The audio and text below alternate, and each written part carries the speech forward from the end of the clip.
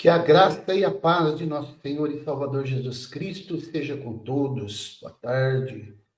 Estamos falando aqui diretamente da cidade de Tupã, no interior de São Paulo, pastor Mauro Alves, chegando aqui para mais uma aula sobre o tema que nós estamos tratando. Por que sofre o justo? Uma pergunta. O livro de Jó, aula 5, está passando aí no seu rodapé. Queremos discorrer aqui, dar continuidade sobre o assunto, é um estudo muito profundo sobre o livro de Jó, que não é apenas um livro sapiencial, um livro poético, mas, como eu já disse nas aulas anteriores também, trata-se de um livro que tem conotações escatológicas, vertentes escatológicas, sociológicas, antropológicas, né? Um livro também que não é só poesia, é mais prosa do que poesia, e nós estamos discorrendo aqui sobre esse assunto. Por que sofre o justo? E depois esse vídeo vai subir lá para o nosso canal, né, no YouTube.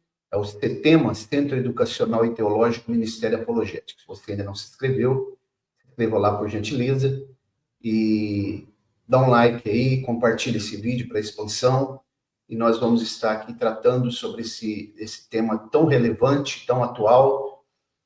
E queremos dizer também que nós oferecemos cursos à distância, vários cursos, mais de 30 cursos, né? Especializações em várias áreas, também teologia básica, média e avançada. Basta você entrar em contato conosco pelo telefone que está passando por aí, é o Zap, né? 17 99179 9865. E você pode conferir tudo aquilo que nós temos para oferecer de cursos, especializações, com certificado histórico reconhecido pela CGADB, a Convenção Geral das Assembleias de Deus. Nós vamos rodar a vinheta, daqui a pouquinho a gente volta. Roda a vinheta.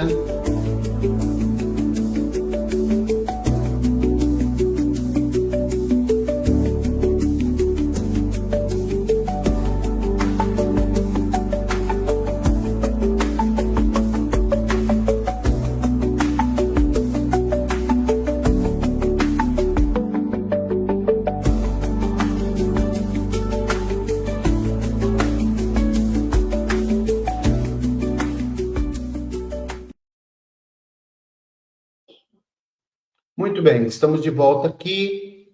Por que sofre o justo? Aula de número 5. E nós queremos, sem delongas, tratar sobre esse assunto. Um abraço para os irmãos que estão entrando aí, que estão participando, estão nos prestigiando. Que Deus abençoe. Compartilhe esse vídeo aí em nome de Jesus. Tá tudo ok aí? Deixa eu ver se tá ok o som, né? Dá uma olhadinha aqui se o áudio tá bom. E lembrando que o livro de Jó realmente é um livro sui generis, é um livro muito especial, profundo, né? Um livro de caráter também científico, isso é notório, né? Quando a gente começa a ler. Há muitas profecias também que já se cumpriram no livro de Jó, outras não. Então, é muito interessante. Sim, tá ótimo o som, vamos dar continuidade. Eu te aconselho que você estude o livro de Jó com mais dedicação, com mais atenção, porque vale a pena. Quero falar um pouquinho hoje, começar a falar sobre os amigos de Jó e as teologias que estão presentes nesse livro, para a gente observar se essas teologias elas são teologias boas ou se são nocivas. O que a gente pode pegar para aplicação pessoal e aquilo que a gente precisa evitar e estar atento e refutando nas teologias dos amigos de Jó. Você já viu Amigos Sem Amizade? Nas outras aulas anteriores, eu falei que talvez nós vamos viver 70, 80 anos aí no máximo, alguns passam um pouquinho, e nós não vamos encher assim, uma mão de amigos. Eu, particularmente mesmo, tenho muito pouco, né? Eu tinha um grande amigo meu que, infelizmente, na Covid, ele foi recolhido pelo Senhor, né, na pandemia. E eu tenho um ou dois hoje só que eu posso dizer que são amigos mesmo, porque colegas nós temos muito. Amigos sem amizade. E eu chamo eles de amigos andorinha. São aqueles que, enquanto nós estamos bem, eles estão conosco, no verão, né? Hora que vem o inverno, que vem as agruras, as dificuldades, enfermidades, a falta de dinheiro, eles vão migrando para outros lugares, como fazem as aves de arribação, as andorinhas. Então, quando tudo ia bem com Jó, né, nós percebemos no texto, os seus amigos, então, apregoavam na terra que Jó era um homem, que não havia homem melhor que ele, né? Que ele era generoso, enfim, é um homem também muito bem sucedido, né? Segundo Provérbios 19:4, você pode ler lá depois, Provérbios 19:4 diz que as riquezas multiplicam os amigos. Quando a pessoa tem muito dinheiro, é o vale quanto pesa, né? Você não é medido por aquilo que você é, mas aquilo que você tem. O ter é mais importante do que o ser. É uma inversão de valores, isso, né? Infelizmente. Então, enquanto Jó estava bem, né, os amigos estavam com ele ali e eram fiéis a ele, mas quando começou a vir todas as mazelas, todas as dificuldades, todos os problemas na vida de Jó, as perdas na vida dele, então os amigos também começaram a se dissipar e vieram. Também Salomão fala em Provérbios 17:17, né? Em todo tempo ama o amigo e na angústia nasce o irmão. Quer dizer, no momento de mais dificuldade é que nós vamos saber quem é o nosso verdadeiro amigo, né? Por isso que Jesus é o amigo incomparável, o amigo mais chegado que o próprio irmão. É interessante que eu sempre comparo duas aves de arribação, as andorinhas e os gansos canadenses. Os gansos canadenses, eles são muito diferentes das andorinhas. Depois você estude sobre os gansos canadenses, o procedimento que eles têm quando um deles, um indivíduo deles, do grupo, fica enfermo, doente. Estude isso, é muito interessante, né? Então, esses amigos aqui de Jó, eles se aproximaram dele para ver o sofrimento dele, né? Mas, infelizmente, nós vamos ver que ao longo do tempo ficaram 7 dias observando e depois cada um deles vai proferir um tipo de teologia e, embora essas teologias, elas tenham, durante a conversa que eles tiveram com Jó, cada um deles falando, é claro que tem, sim, coisas que nós podemos aproveitar, e eles falaram verdades, mas sob um prisma equivocado. Isso aí também é interessante. A gente vai ver depois. Só abrindo um parênteses aqui, me parece que Jó, apesar da sua grande fé, era uma fé sem conhecimento experimental, né? Ele tinha uma grande fé, mas ainda não havia tido um encontro verdadeiro, experimental com Deus, né? Então, Jó 42, 5 e 6, né? Eu até quero ler esse texto aqui. É muito interessante, Jó 42, versículos 5 e 6. Com a minha Bíblia aberta aqui, para a gente dar uma olhada. Observe o que o texto bíblico vai nos ensinar. Olha aqui. Jó 42, né? Lá no finalzinho já, versículos 5 e 6, diz assim, ó. Por isso me abomino e me arrependo no pó da cinza.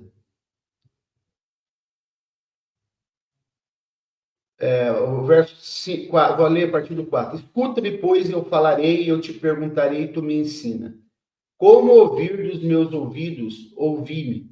Mas agora te veem os meus olhos, por isso me abomino e me arrependo no pó da cinza.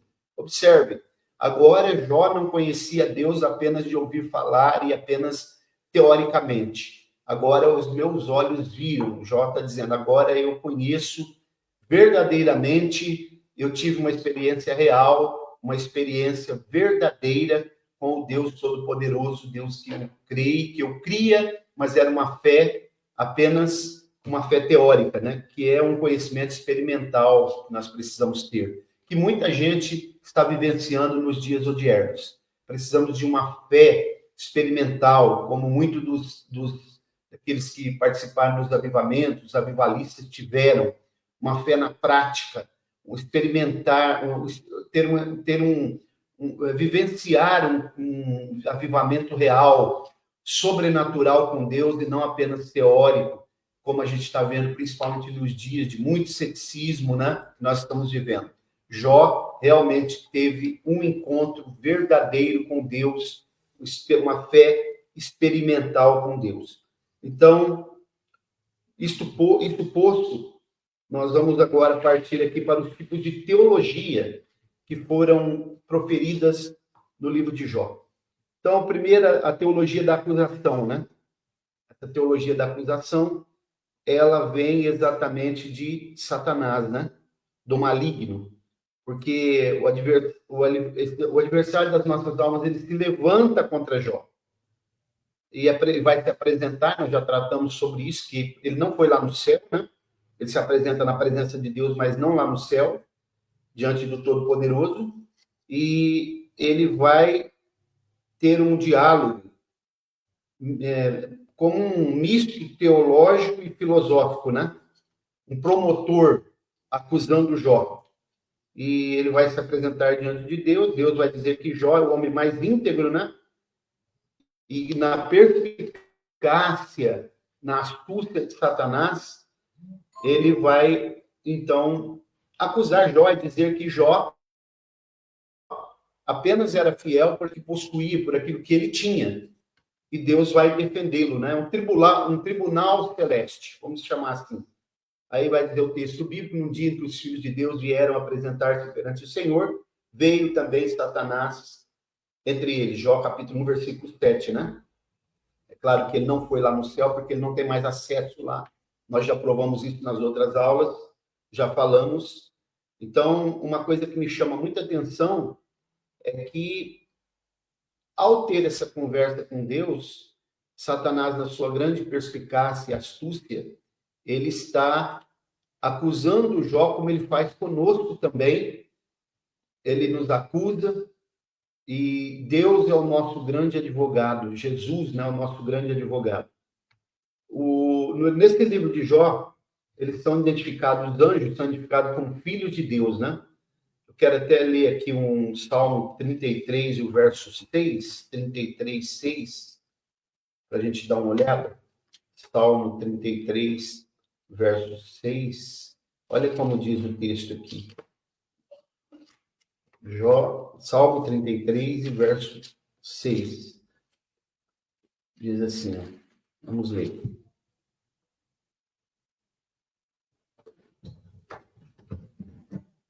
Deixa eu ver se é isso mesmo. Salmo 33. Deixa eu confirmar aqui. Só para a gente... o 33 e o 6 diz assim, ó. Pela palavra do Senhor foram feitos os céus e todo o exército deles, pelo espírito de sua boca. O exército deles está se referindo justamente aos anjos. Também pode se referir aqui, no caso, às estrelas, às constelações, os planetas, as galáxias, mas nesse texto específico aqui está se referindo sobre os anjos. Então, o que aponta justamente denota que no livro de Jó, os anjos são identificados como os filhos de Deus, né? Eles também foram criados pelo Senhor, entre eles o grande arcanjo, o grande querubim ungido, que Jerônimo chamou de Lúcifer, aquele que é possuidor, aquele que possui a luz, aquele que é detentor da luz, né? Estrela da alva, estrela da manhã, Vênus. Aí Jerônimo, quando veio traduzindo a Vulgata Latina, ele vai dar esse nome, essa nomenclatura aí, de Lúcifer, que na verdade não está no texto original, né? Porque ele é apenas a estrela da manhã, mas Jesus em Apocalipse ele é a resplandecente estrela da manhã, indicando que ele já parou de brilhar há muito tempo, mas Jesus continua brilhando e vai brilhar para sempre. Então, irmãos, nós percebemos que foi Satanás esse grande acusador, né, dos nossos irmãos. Apocalipse 12, 10 também fala disso, né? Que ele é esse grande acusador, mas que foi expulso, não agora, não está falando em Apocalipse 12, 10 da queda original, né? Está falando de uma batalha que vai acontecer durante o período da grande tribulação, e ele vai ser expulso das regiões celestiais onde ele está, segundo Efésios 6, e vai cair na terra, uma estrela caída do céu na terra, segundo Apocalipse capítulo 9. Então, Satanás ele é chamado de acusador, né? Acusador denota o seu ofício predileto, que é acusar e caluniar. Então, nós não podemos imaginar outra coisa proveniente do inimigo das nossas almas. Ele é um profissional, né? A missão dele é como se fosse um promotor que denuncia judicialmente. Foi isso que ele fez com Jó, né? Acusando. A intenção dele era que Jó fosse condenado por Deus, mas Deus, conhecendo Jó, na sua integridade, um homem reto, justo, sincero, sem cera, né? Do latim, sem máscara. Então, essa teologia é a teologia da acusação. Você conhece alguém que profere esse tipo de teologia nos dias que nós estamos vivendo? Você, por acaso, conhece? E ele sempre nos acusa de alguma coisa, né? Entretanto, a Bíblia diz, em Colossenses 2, do 13 ao 17, né? Ninguém vos julgue pelo comer, pelo beber, ou por causa do dia das festas, da lua nova, dos sábados, que são sombra das coisas futuras. Então, de vez em quando aparece algum legalista aí que quer nos acusar por coisas que a Bíblia não nos acusa, distorcendo a Bíblia, né? Eu não estou falando de antinomianismo, que é pessoas que são contra a lei. Não estou falando de não praticar, porque a palavra de Deus é para ser praticada, a palavra de Deus não é apenas para ser lida, ok? Então, se você lê o Novo Testamento, por exemplo, a palavra, quando nós lemos a palavra iniquidade no Novo Testamento, nós percebemos que a iniquidade ali, ela está falando de antinomianismo, pessoas que não praticam, são contra a lei, porque a lei de Deus ainda continua de pé. Não passou, não foi anulada, como muitos dizem aí, né? Então, no Antigo Testamento, era assim, ó, na lei, você faça e viva, porque lá você corria o risco de ser apedrejado e outras coisas mais. No Novo Testamento é viva e faça. Se nós estamos na graça, nós praticamos a palavra de Deus. Na graça, tem coisas que eu acredito que estão até mais um pouco mais severas do que na lei, porque na graça, na lei, você só era condenado se ele fosse pego no ato de adultério. Na graça, Jesus diz que se olhar para uma mulher, né, e cobiçar, é uma fantasia que você faz, você já adulterou com ela. Na graça, no Antigo Testamento, você matava o seu inimigo. No Novo Testamento, a Bíblia diz que você tem que amar o seu inimigo. No Antigo Testamento, você precisava matar alguém para ser homicida. No Novo Testamento, se você aborrecer o seu irmão, você já é considerado homicídio. Então, aqui, só para terminar, eu quero só trazer essa questão aí mais uma vez, que Satanás, nesse diálogo que ele teve com Deus, ele tinha livre acesso lá, se ele poderia entrar no céu, mais uma vez eu digo que não, né? Porque, como eu disse, que Deus na sua onipresença, Deus na onipresença dele, onde Deus está, onde Satanás está, Deus também está. Mas onde Deus está, Satanás não pode estar. Ele não teve acesso lá no céu. Foi um diálogo entre ele e Deus, Deus no céu dos céus e ele aqui no segundo céu, no espaço sideral, que é onde Efésios 6 diz que ele está acampado. Então, a teologia da acusação foi a teologia que veio da parte de Satanás. Nas próximas aulas, nós estaremos falando sobre as demais teologias, né? Deus fez a defesa de Jó, e nós vamos depois continuar falando sobre as demais teologias, que as 7 calamidades, nós vamos falar, né, que aconteceu com Jó, e depois o que acontece com as teologias que os seus amigos proferem diante dele. Deus abençoe, vou ficando por aqui, que nós possamos acompanhar essas aulas aí. Se inscreva lá no meu canal, CETEMA, Centro Educacional e Teológico Ministério Apologético. Deus abençoe a todos os irmãos que nos prestigiaram. Fiquem na paz do Senhor e até uma próxima eventual oportunidade, se o Senhor permitir. Abraço a todos.